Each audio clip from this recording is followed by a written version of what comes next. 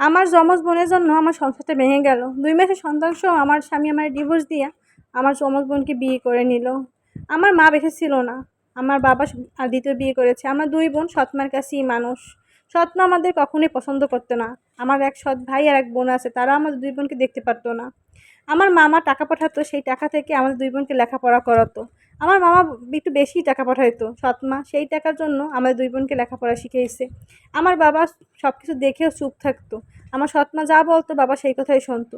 মামা আমাদের ২ বোনকে নিতে চেয়েছিল, কিন্তু মামি অসুস্থ থাকায় মামা নিতে পারে না। মামিও খুব ভালোবাসতো, কিন্তু মামি সারা বছরই অসুস্থ থাকতো।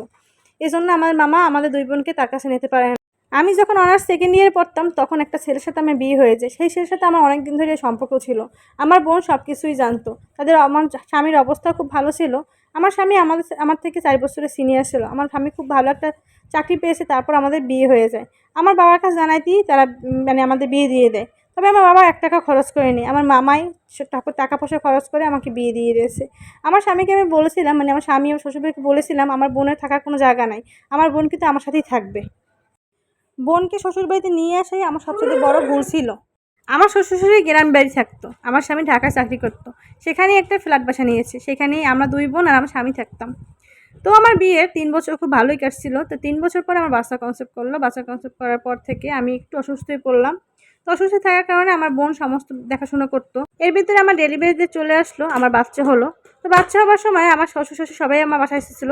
তো আমার শাশুড়ি প্রায় ১ মাস ছিল। তো আমার শাশুড়ি আমাকে প্রায় বলত, "তোমার বোনের স্বভাব চরিত্র কিন্তু ভালো না। তোমার বোন আমার ছেলের সাথে কেমন, কেমন করে। তুমি একটু খেয়াল রেখো।" আমি বলতাম, "কি বলেন মা?" আমি আমার শাশুড়িতে অনেক রাগারাগি করতাম। যে, "কি বলেন? আপনি আমার বোনের চরিত্র সম্পর্কে এমন একটা কথা বলছেন। কেন বলছেন মা? আমার বোন এখানে থাকে বিধায়? আমার বোনের তো যাওয়ার কোথাও জায়গা নেই। ওর বিয়ে ঠিক হলে ওকে বিয়ে দিয়ে দেব।" আমার শাশুড়ি আমাকে বলল, "আমি তোমাকে মেয়ের মতনই ভালোবাসি মা। তোমার ভালোর জন্যই বললাম। নিজের সংসারটা নিজে ঠিকভাবে গুছাইয়ে রেখো।" তো আমার শাশুড়ি চলে যাওয়ার পর আমি আমার স্বামী আর বোনের দিকে খুব ভালোভাবে খেয়াল রাখলাম।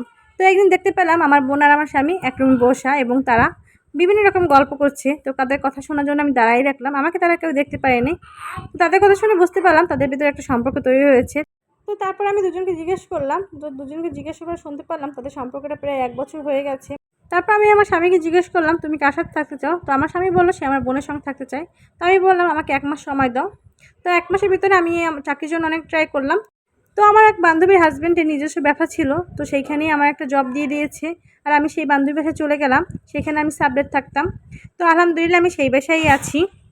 তো সবাই দোয়া করবেন আমাদের জন্য। শুনেছি আমার স্বামী আর আমার বোন বিয়ে করে নিয়েছে। স্বামী বলছি কেন, তার সাথে আমার অলরেডি ডিভোর্স হয়ে গেছে। তো সবাই দোয়া করবেন আমার সন্তানের জন্য। যদি আমার কাহিনীটি আপনাদের ভালো লেগে থাকে অবশ্যই পাশে থাকবেন।